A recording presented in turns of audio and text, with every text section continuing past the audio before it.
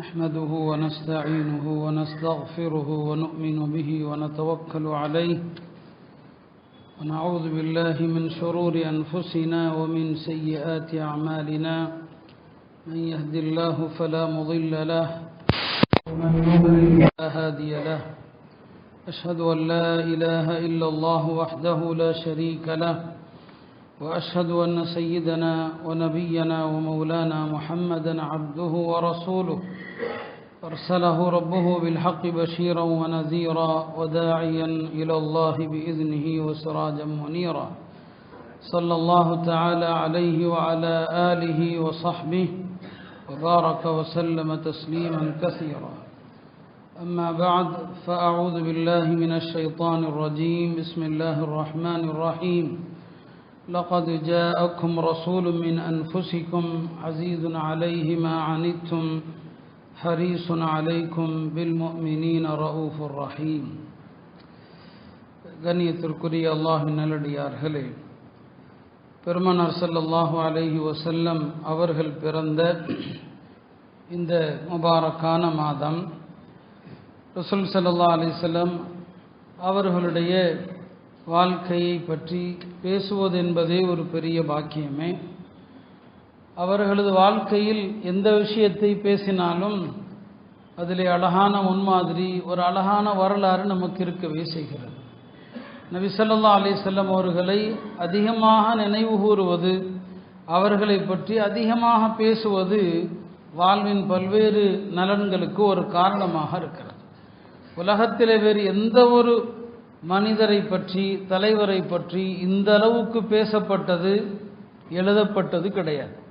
பெருமானாருடைய வாழ்க்கையை எழுதியவர்கள், பெருமானாரை புகழ்ந்து கவிதைகளாக வடித்தவர்கள் உலகத்தில் எண்ணி முடிக்க முடியாத அளவுக்கு ஒரு பெரிய கூட்டமாக இருக்கிறார். மற்ற எந்த தலைவர் குறித்தும் இவ்வளவு பேர் எழுதியதில்லை. வரலாற்றில் யாரோ 2 பேர் 3 பேர் எழுதியிருப்பாங்க. ரசூல் ஸல்லல்லாஹு அலைஹி வஸல்லம் அவர்கள் வஃபாத்தாகி 1400 வருடங்களை தாண்டிய பிறகும் கூட இன்றைக்கும் உலகத்தில் அவங்கள பற்றி எவ்வளவு நினைவு கூறப்படுது. இதுதான் அல்லாஹ் சொல்லக்கூடிய வரஃபஅனா லக திக்ரக், உம்முடைய புகழை நாம் உயர்த்தி இருக்கிறோம் என்று அல்லாஹ் சொல்கிறான். ஹஸன் இப்னு சாபித் அவர்கள் பெருமானாருடைய பிரியமான கவிஞர். அவர் நபி ஸல்லல்லாஹு அலைஹி வஸல்லம் அவர்களுடைய தோழர்களில் பல கவிஞர்கள் இருந்தாலும் ஹஸன் இப்னு சாபித் தான் ரொம்ப அவர்களுக்கு பிடித்தமான கவிஞர். ஒரு முறை நபி ஸல்லல்லாஹு அலைஹி வஸல்லம் அவர்கள், குறைஷிகள் என்னை குறித்து தவறாக பாடியிருக்கிறார்கள், பதிலுக்கு நீங்கள் பாடல் கவிதை ஏற்றுங்கள் அப்படின்னு சொன்னாங்க. அப்போ பெருமானாருடைய கவிஞர்கள் அப்துல்லாஹ் இப்னு ரவாஹாவிடத்தில் அனுப்புனாங்க. அவர் படித்த கவிதை பெருமானாருக்கு திருப்தியை தரலை. வேறு சில கவிஞர்களிடத்துல எல்லாம் சொன்னாங்க, அவங்க படித்த எந்த கவிதையும் திருப்தி அளிக்கலை. ஹஸ்ஸான் இப்னு சாபித் வந்தபோது சொன்னாங்க, இதோ சிங்கம் வந்து விட்டதுன்னு சொன்னாங்க. தன்னுடைய வாளாலேயே தாக்கக்கூடிய சிங்கம் வந்து விட்டதுன்னு சொன்னாங்க. அப்படிப்பட்ட ஒரு கவிஞர் தான் ஹஸ்ஸான் இப்னு சாபித். அவர் ரசூல் ஸல்லல்லாஹு அலைஹி வஸல்லம் அவர்களை புகழ்ந்து சொன்ன வரிகளில் ஒன்று, நிறைய சொன்னார்.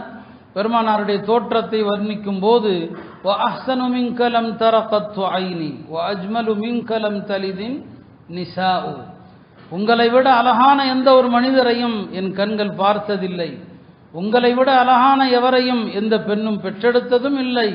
خُلِقْتَ مُبَرَّأً مِنْ كُلِّ عَيْبٍ, எல்லா குறைகளை விட்டும் தூய்மையாக நீங்கள் படைக்கப்பட்டிருக்கிறீர்கள். كَأَنَّكَ خُلِقْتَ كَمَا تَشَاءُ, சொல்றார் அவரு, உங்களை எப்படி படைக்கணும்னு சொல்லி அல்லாஹ் உங்கள்கிட்ட கேட்டு படைச்சிருப்பான் போல் தெரியுதுங்கிறார். كَأَنَّكَ خُلِقْتَ كَمَا تَشَاءُ, அல்லாஹ் உங்களை படைக்கிறதுக்கு முன்னால உங்கள்கிட்ட கேட்டிருக்கிறான், உங்களை எப்படி படைக்கணும் என்று உங்களை கேட்டு படைச்சிருக்கிறான்னு சொல்றார். இதை விட அழகா பெருமானாருடைய அழகை யாராலும் வர்ணிக்க முடியாது. இதற்கு மேல ஒரு வார்த்தையே கிடையாது. ஏன்னா ரசூல் ஸல்லல்லாஹு அலைஹி வஸல்லம் அவர்கள் அவ்வளவு அழகானவர்கள். யூசுப் அலைஹிஸ்ஸலாம் அழகா, நபி ஸல்லல்லாஹு அலைஹி வஸல்லம் அவர்கள் அழகானவர்களா அப்படின்னா ஹதீஸ்ல யூசுப் அலைஹிஸ்ஸலாம் பாதி அழகு கொடுக்கப்பட்டார்கள் அப்படின்னு வந்திருக்குது. பாதி அழகு தரப்பட்டான். யூசுப் அலைஹிஸ்ஸலாமை பார்த்தபோது பெண்கள் அந்த அழகில் மயங்கி கையை அறுத்தாங்க. குர்ஆன் சொல்லுது, ஃபலம்மா ரஅய்னஹு அக்பர்னஹு வ கத்தஅன ஐதியஹும், கையை அறுத்துக்கிட்டாங்கன்னு வருது. இப்போ பெருமானாரும் அதே போல யூசுப் அலைஹிஸ்ஸலாமை விட அழகா இருந்திருந்தா, இப்போ பெருமானார் காலத்தில் வாழ்ந்த பெண்கள் அவங்களுடைய அழகுல மயங்கி கையை அறுத்ததாக இல்லையே. அப்படியானால் யூசுப் அலைஹிஸ்ஸலாம் தான் அழகானவர்களா அப்படின்னா உலமாக்கள் சொல்றாங்க, இல்லை, பெருமானார் ஸல்லல்லாஹு அலைஹி வஸல்லம் அவர்கள் தான் அழகானவர்கள், அதில் சந்தேகம் இல்லை. யூசுப் அலைஹிஸ்ஸலாமுக்கு தரப்பட்ட பாதி அழகு என்பது பொதுவாக எப்படி கருதப்படுதுன்னா உலக மக்களுடைய அழகில் பாதின்னு சொல்லி, அப்படி இல்லை. பெருமானாருக்கு தரப்பட்ட அழகில் பாதி யூசுப் அலைஹிஸ்ஸலாமுக்கு தரப்பட்டது. ரசூல் ஸல்லல்லாஹு அலைஹி வஸல்லமுடைய அழகுல பாதி தான் யூசுப் அலைஹிஸ்ஸலாமுக்கு தரப்பட்டது. அப்படியானால் பெருமானாருடைய அழகை கண்டு பெண்கள் ஏன் கையை அறுக்கல்ல? சொல்லுவாங்க உலமாக்கள், பெருமானாருக்கு அல்லாஹ் அழகை மட்டும் தரல, ஜமாலோடு அல்லாஹ் அவர்களுக்கு ஹைபத்தையும் கொடுத்தான். பெருமானாருக்கு அழகோடு ஒரு பார்த்தாலே வருகிற ஒரு கண்ணியத்துடன் கலந்த பயம், கண்ணியத்துடன் கலந்த ஒரு பயம். அந்த பயத்தினால பெருமானாரை யாருமே நேரா நிமிர்ந்து பார்க்கவே மாட்டாங்க.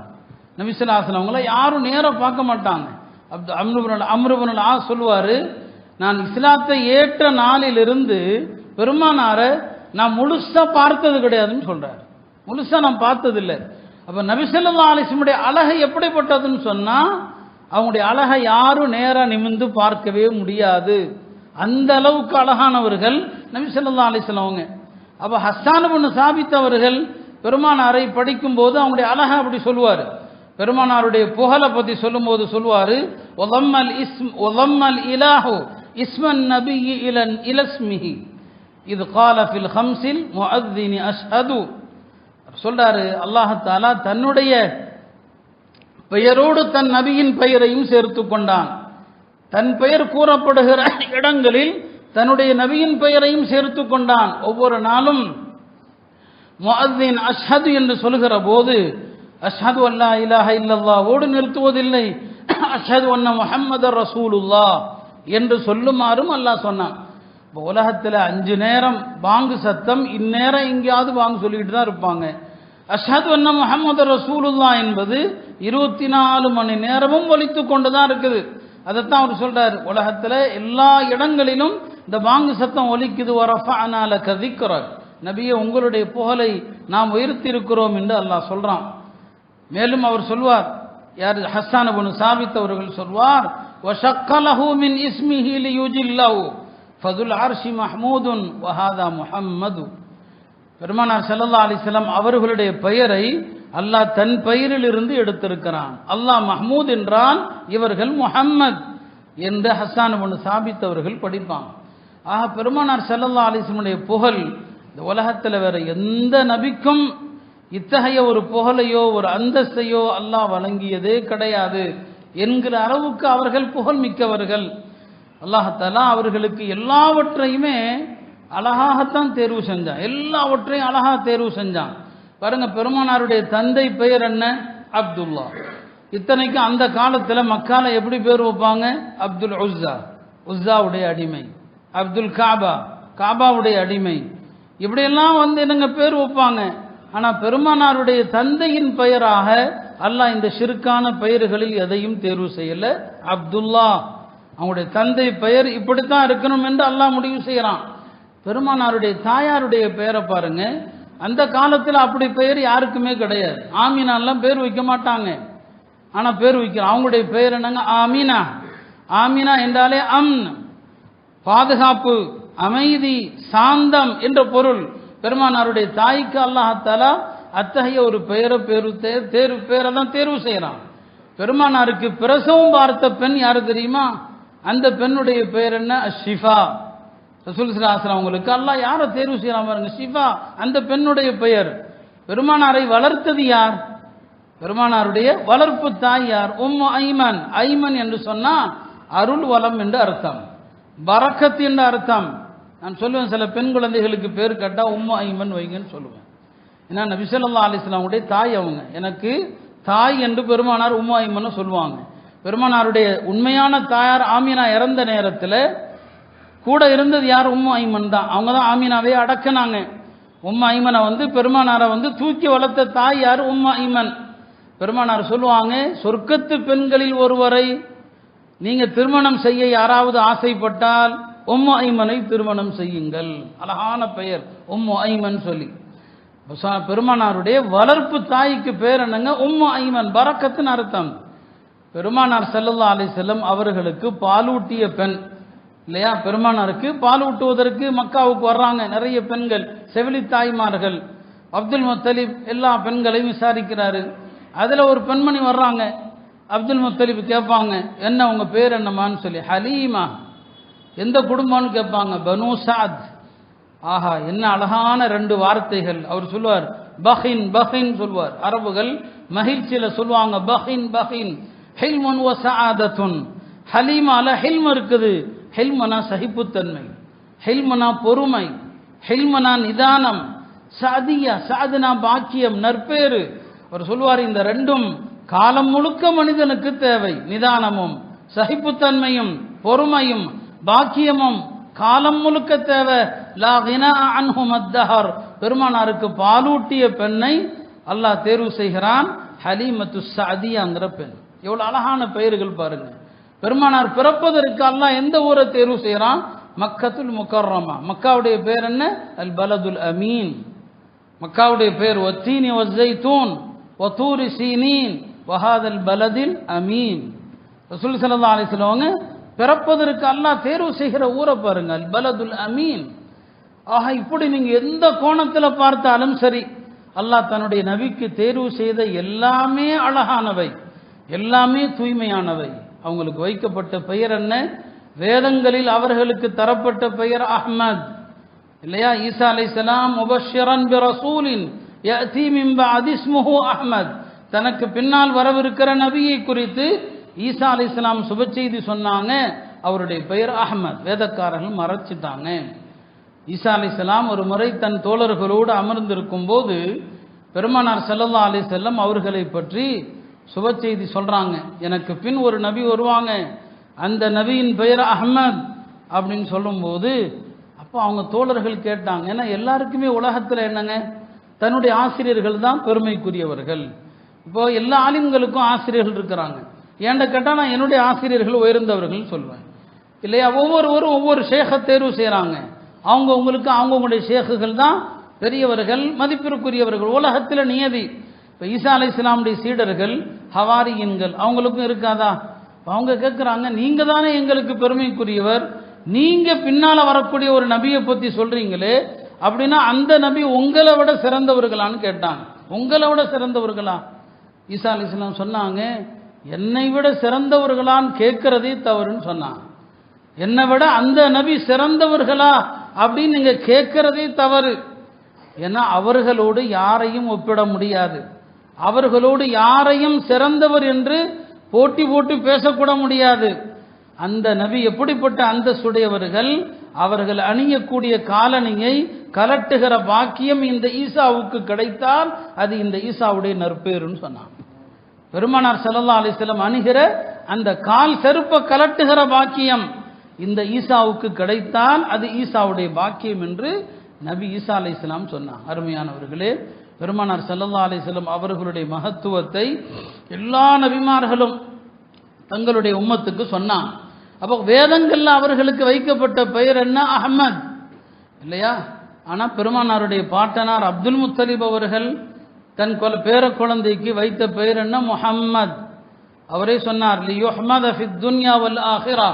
உலகத்திலும் அவர் புகழப்பட வேண்டும், மறுமையிலும் புகழப்பட வேண்டும். எனவே இந்த குழந்தைக்கு நான் முஹம்மது என்று பெயர் வைத்தேன்னு சொன்னார். அந்த பெயர் அதற்கு முன்னால் யாருக்கும் வைக்கப்பட்டதில்லை.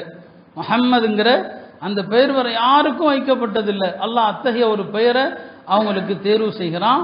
முஹம்மத் அஹ்மத் இல்லையா? 2 பேரும் பெருமானாருக்கு இருக்கு. இன்னும் பல பெயர்கள் இருக்குது. முஹம்மது என்று சொன்னால் புகழப்படுபவர்கள் என்று அர்த்தம், அதிகமாக புகழப்படுபவர்கள் என்று அர்த்தம். பெருமானாரை விட உலகத்தில் புகழப்பட்டவர்கள் யாரும் இல்லை. அவங்க அளவுக்கு உலகத்தில் புகழுக்குரிய நபர்கள் யாரும் இல்லை. அந்த அளவுக்கு அவங்க புகழப்பட்ட ஒரு நபி. எனவே முஹம்மதுங்கிற பெயர் அவங்களுக்கு பொருத்தம். அஹ்மதுன்னு சொன்னால் அல்லாவை அதிகமாக புகழக்கூடியவர்கள் அர்த்தம். பெருமானாரை விட அல்லாவை இந்த உலகத்தில் யாரும் புகழ்ந்தது கிடையாது. பெருமானாரை விட அல்லாவை புகழ்ந்த யாராவது இருக்கிறாங்களா? இல்லை. அவங்க தொழுகையில் புகழ்வாங்க, தொழுகைக்கு வெளியில புகழ்வாங்க. எல்லாவற்றுக்கும் மேலாக நாளை மஹ்ஷர் மைதானத்தில் அவங்க அல்லாஹ் புகழ்வாங்க. அவங்க சஜிதால போய் எல்லா மக்களுக்கும் பரிந்துரை செய்வதற்காக அவங்க சஜிதால விழுவாங்க. அப்போ அல்லாஹ் அவங்களுடைய உள்ளத்தில் அவனை புகழ்வதற்கான சில வார்த்தைகளை பெருமானாருடைய உள்ளத்தில் போடுவான். அந்த வார்த்தைகளை கொண்டு அதற்கு முன்னாலும் யாரும் அல்லாஹ்வை புகழ்ந்ததில்லை, இனி யாரும் புகழ போவதும் இல்லை. எனவேதான் அவர்களை அஹ்மத் என்று சொல்கிறோம். அருமையானவர்களே, பெருமானார் ஸல்லல்லாஹு அலைஹி வஸல்லம் அவர்களுடைய மகத்துவம் சாதாரணமானதல்ல. மலக்குமார்களும் கூட அவர்களை பார்க்க ஆசைப்படுவாங்க, பெருமானாரோடு பேச ஆசைப்படுவாங்க. ஒரு ஹதீஸ் வருகிறது, நாளை சொர்க்கத்திலே பெருமானார் ஸல்லல்லாஹு அலைஹி வஸல்லம் அவர்கள் முதல்ல சொர்க்கத்தில் போய் கதவை திறக்க சொல்றது அவங்க தான். நிறைய விஷயத்தில் அவங்க தான் முதல் முதல் முதல் ஹதீஸில் வரும், நான் தான் முதலாம் அவன் என்று ஒரு ஹதீஸ், நீளமான ஹதீஸ். சொர்க்கத்தில் முதல்ல போய் அவங்க தான் நிற்பாங்க, கதவை தட்டுவாங்க. அப்போ உள்ள இருந்து சொர்க்கத்தினுடைய அந்த காவலாளியான மலக் ரிதுவான் அவர்கள் கேட்பாங்க, நீங்க யாரு என்று கேட்பாங்க. இப்போ நபி ஸல்லல்லாஹு அலைஹி வஸல்லம் முஹம்மத், நான் முஹம்மதுன்னு சொல்லுவாங்க. அல்லாமா அப்துர் ரவுஃப் மனாவிங்கிற ஒரு அறிஞர் தம்முடைய ஃபைதுல் கதீர்ங்கிற நூலில் எழுதுறாங்க, சொர்க்கம் கண்ணாடி மாளிகை தான். உள்ள இருக்கிறவர் வெளியில நிற்கிறவங்கள பார்ப்பாங்க, வெளியில உள்ளவங்க உள்ள நிற்கிறவங்கள பார்ப்பாங்க. அப்படியானால் ரிதுவான் நீங்க யாருன்னு ஏன் கேட்கிறாரு? வெளியே நிற்கிறது பெருமானார் என்று அவருக்கு தான் தெரியுமே. நபி ஸல்லல்லாஹு அலைஹி வஸல்லம் தான் நிற்கிறாங்க, அதை அவர் உள்ள இருந்து பார்க்க தானே செய்கிறார். பார்க்கும்போது ஏன் கேட்கணும், நீங்க யாரென்று ஏன் கேட்கணும்? இந்த கேள்வி எழுப்பிட்டு அவங்களே பதில் சொல்றாங்க, வெளியே நிற்பது முஹம்மது ஸல்லல்லாஹு அலைஹி வஸல்லம் என்று தெரிந்தாலும் பெருமானாரோடு பேசுவதை அவர் பாக்கியமாக கருதினார். பெருமானார்கிட்ட ஒரு 2 வார்த்தை பேசலாம், நீங்க யாருன்னு கேட்டால் அவங்க முஹம்மதுன்னு சொல்ல போறாங்க. இதை வைத்து அவங்கள்ட்ட பேசுவதற்கு ஒரு வாய்ப்பு கிடைக்குது அல்லவா? மலக்குமார்கள் நபி ஸல்லல்லாஹு அலைஹி வஸல்லம் அவர்களோடு பேசுவதில் இன்புற்றார்கள். அதனால தான் அவர் கேட்கிறாரு, நீங்க யாரு என்று கேட்கிறாருன்னு சொல்றாங்க. அருமையானவர்களே, இப்படி வானவர்கள் எல்லாம் பெருமானார் ஸல்லல்லாஹு அலைஹி வஸல்லம் அவர்களை பார்ப்பதையும் அவர்களோடு பேசுவதையும் ஆசைப்பட்டாங்க. இல்லைங்களா? உலகத்திலேயே எல்லா மனிதர்களும் மிரளக்கூடிய, எல்லா மனிதர்களும் பயப்படக்கூடிய அல்லாஹ்வுடைய ஒரு பெரிய படைப்பு யாருன்னா மலக்குல் மௌத்து தான். மலக்குல் மௌத்து யாருக்கு முன்னாலையும் பணிவாக நிற்கவே மாட்டார், யாருக்கு முன்னாலையும் அவர் பணிவாலாம் பணிஞ்சு நிற்க மாட்டார். அந்த மலக்குல் மௌத் உலகத்திலேயே ஒரு உயிரை கைப்பற்ற வரும்போது அனுமதி கேட்டது பெருமானார் இடத்துல மட்டும்தான், வேற யார்கிட்டையும் அவங்க அனுமதி கேட்டதில்லை. பெருமானாருடைய மரணத்தை அந்த தருவாயில் ஜிப்ரீல் அலைஹிஸ்ஸலாம் சொல்லுவாங்க, மலக்குல் மௌத் வந்திருக்கிறாங்க, உங்கள்கிட்ட வருவதற்கு அனுமதி கேட்குறாங்க. இதற்கு முன்னால் அவங்க வேற யார்கிட்டையும் அனுமதி கேட்டதில்லை, வேற யார்கிட்டையும் இனிமே அனுமதி கேட்க போறதும் இல்லை. மலக்குல் மௌத் வந்ததுமே பெருமானாருடைய உயிரை கைப்பற்றல. அவங்க என்ன சொன்னாங்க தெரியுமா? நீங்கள் என்ன சொல்றீங்களோ அதை செய்யுமாறு அல்லாஹ் எனக்கு உத்தரவிட்டிருக்கான். உங்க உயிரை கைப்பற்ற வந்திருக்கிறேங்கிற வார்த்தையே மலக்குல் மௌத்து சொல்லலை. பெருமானார் முன்னால அப்படி சொல்லவும் முடியாது, ஏன்னா அவங்க படைப்புகளுக்கெல்லாம் தலைவர் இல்லையா? அவங்க முன்னால எப்படி மலக்குல் மௌத்து சொல்வார்? உங்க உயிரை வாங்க வந்திருக்கிறேன் சொன்னார், அல்லாஹ் எனக்கு உத்தரவிட்டு இருக்கிறான், என்னுடைய நேசர் முஹம்மதிடம் செல்லுங்கள், அவங்க என்ன உமக்கு கட்டளை இடுகிறாரோ அதை செய்யுங்கள், நீங்க என்ன சொல்றீங்களோ அதை செய்ய வந்திருக்கிறேன் இல்லையா? வேற யார்கிட்டையும் மலக்குல் மௌத் அப்படி பேச முடியாது, அப்படி பணிவை காட்டியதில்லை. அருமையானவர்களே, ரசூல் ஸல்லல்லாஹு அலைஹி வஸல்லம் அவர்களுடைய மகத்துவம் என்பது அதை வர்ணிக்க நமக்கு காலங்களும் நேரங்களும் போதாது.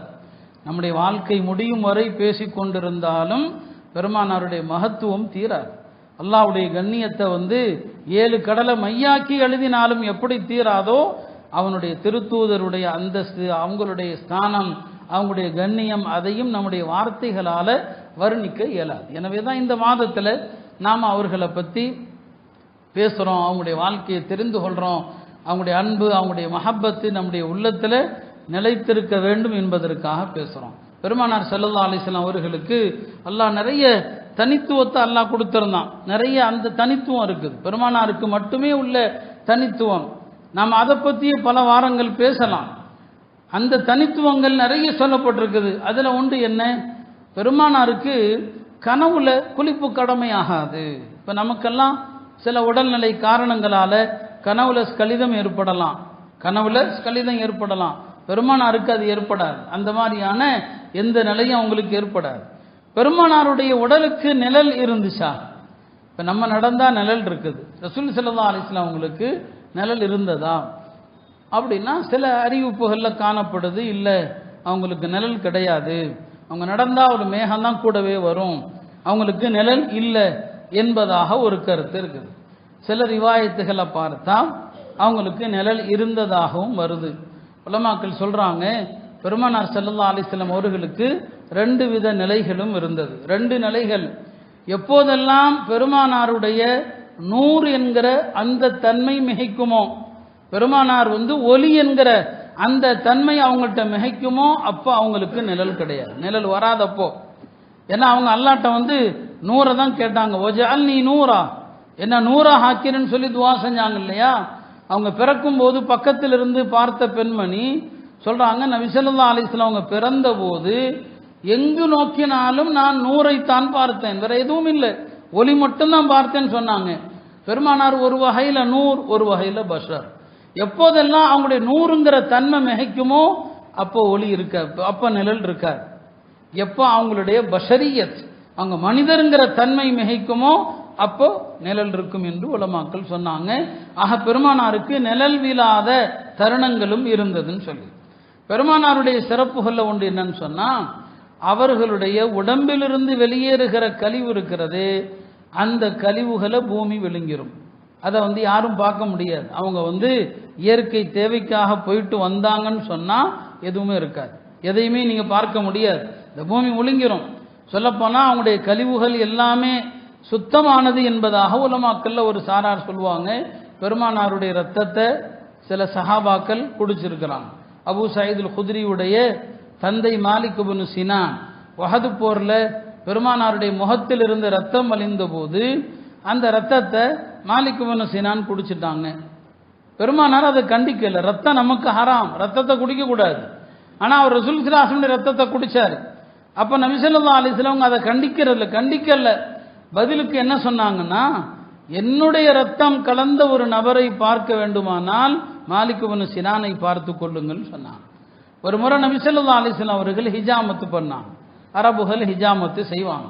நபி ஸல்லல்லாஹு அலைஹி வஸல்லம் அவர்கள் ஹிஜாமத்து செய்த போது அப்துல்லாஹ் இப்னு ஜுபைர் பக்கத்தில் இருந்தாங்க. அந்த ஹிஜாமத்தின் போது வலியக்கூடிய ரத்தத்தை அவங்க என்ன செஞ்சாங்க, குடிச்சாங்க.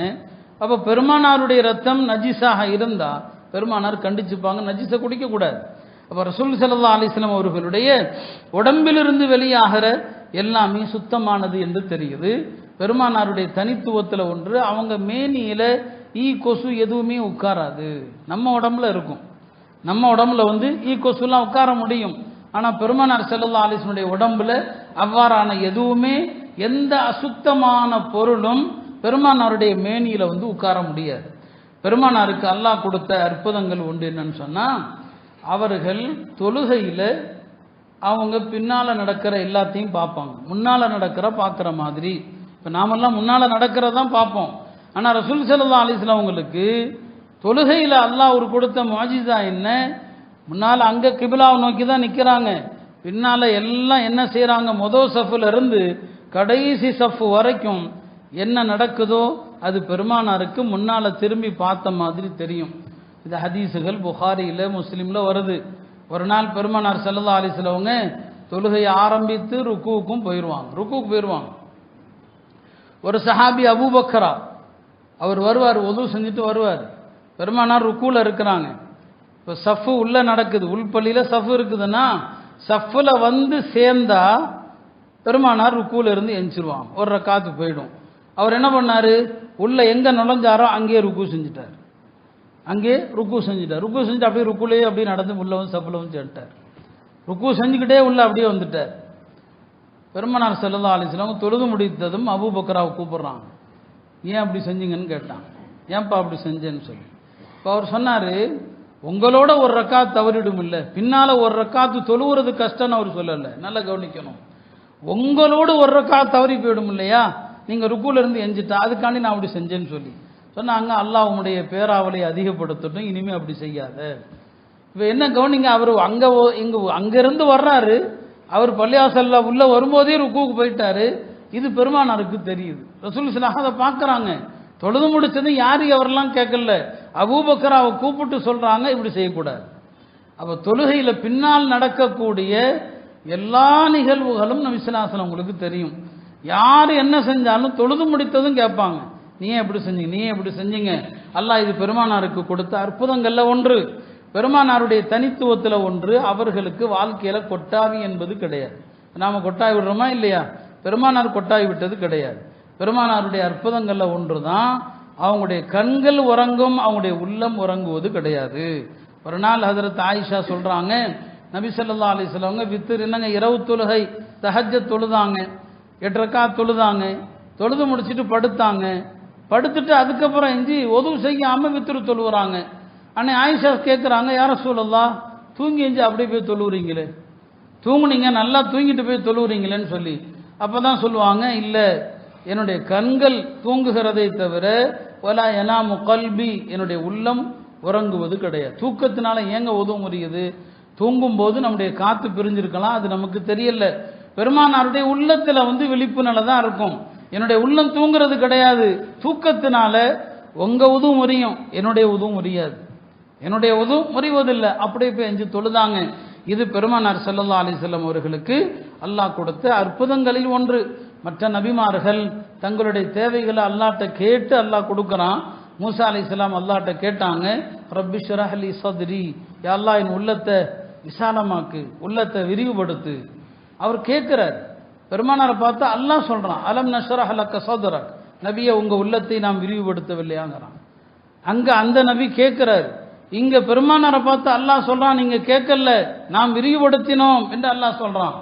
மூசா அலைஹிஸ்ஸலாம் அல்லாஹ்ட்ட கேட்குறாங்க, ரப்பி அரினி அன்துர் இலை, அல்லாஹ் உன்னை காட்டு நான் பார்க்கணும். முஹம்மது ஸல்லல்லாஹு அலைஹி வஸல்லம் அவர்கள் அழைக்கப்படுறாங்க அல்லாஹ்வை சந்திப்பதற்கு, அல்லாஹ்வை பார்ப்பதற்கு அழைக்கப்படுறாங்க. இப்படி மற்ற நபிமார்கள் எல்லாம் கேட்டு பெற்ற வரங்கள் பெருமானாருக்கு கேட்காம அல்லாஹ் கொடுக்குறான் இல்லையா? மூசா அலைஹிஸ்ஸலாம் அல்லாஹ்ட்ட சொன்னாங்க, அஜில் துரப்பி இலை கலி தருவா, எல்லாம் நான் உன் பக்கம் வேகமா வந்துட்டேன், நீ என்ன பொருந்தி கொள்ளணும், அதுக்காக வேகமா வந்தேன். அல்லாஹ் பெருமானாரை பார்த்து சொல்றான், வல சௌஃப யுஅதீக ரப்புக ஃபதர்தா, உங்களுக்கு நான் கொடுப்பேன் நீங்கள் பொருந்தி கொள்ளும் அளவுக்கு. அங்க மூசா சொல்றாரு லிதர்லா, எல்லாம் நீ பொருந்தி கொள்ளணும் அதுக்காக நான் வேகமா வந்துட்டேன்.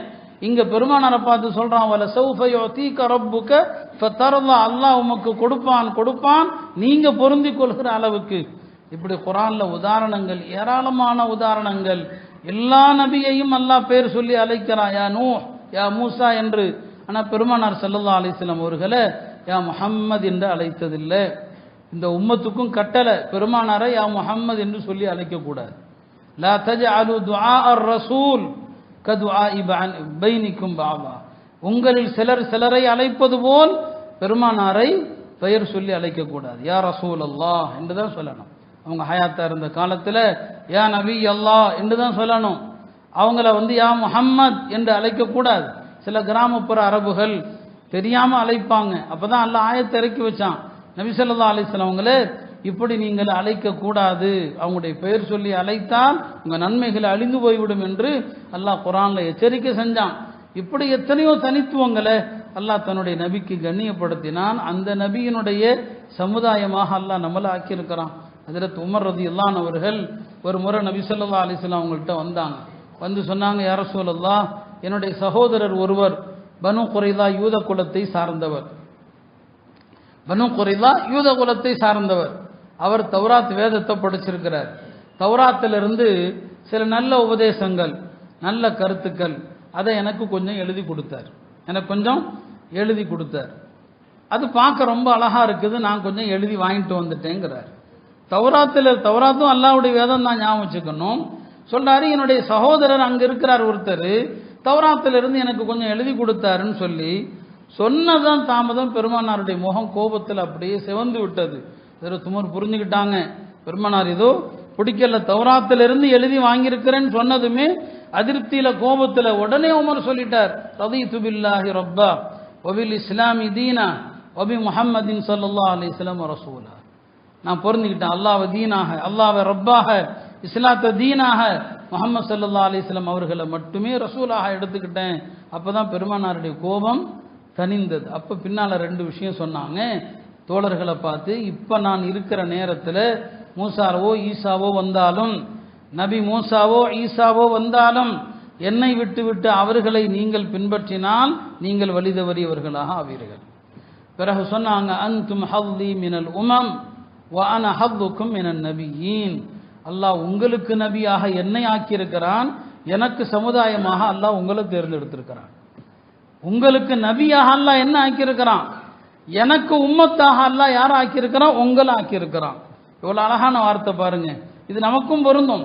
அப்போ பெருமானார் நமக்கு நபின்னு சொன்னால் அது ஒரு பெருமைன்னு சொன்னால் அவர்களுக்கு நாம உம்மத்தாக அவர்களுடைய சமுதாயமாக இருக்கிறோம். ஆக பெருமானார் ஸல்லல்லாஹு அலைஹி வஸல்லம் அவர்களுடைய அந்தஸ்தை நாம் புரிந்து அவர்களுடைய வாழ்க்கையினுடைய எல்லா விஷயங்களையும் நாம் தெரிந்து கொள்ள வேண்டும். இன்ஷா அல்லாஹ் வரக்கூடிய வாரங்களிலும் பெருமானாருடைய மகத்துவத்தின் சில செய்திகளை தொடர்ந்து பேசுவோம். எல்லாம் வல்ல அல்லாஹ் பெருமானார் மீதான அன்பையும் உண்மையான இஷ்கையும் நமக்கு தந்தருள்வானாக. அவர்களுடைய மார்க்கத்திலே நிலைத்து அவர்களுடைய வழிமுறைகளை பின்பற்றி மறுமையிலே அவர்களுடைய புனித கரங்களால் ஹவுதுல் கௌசருடைய நீரை அருந்துகிற பாக்கியத்தை தருவானாக. அவர்களுடைய ஷஃபாஅத்தை தருவானாக. அவர்களுடைய உம்மத்தாகிய நாம் எல்லோரும் சந்திக்கிற இடர்பாடுகள் நெருக்கடிகள் அனைத்திலிருந்தும் அல்லாஹ் இந்த உம்மத்தை பாதுகாப்பானாக. வஆஹிரு தஅவானா அனில் ஹம்துலில்லாஹி ரப்பில் ஆலமீன்.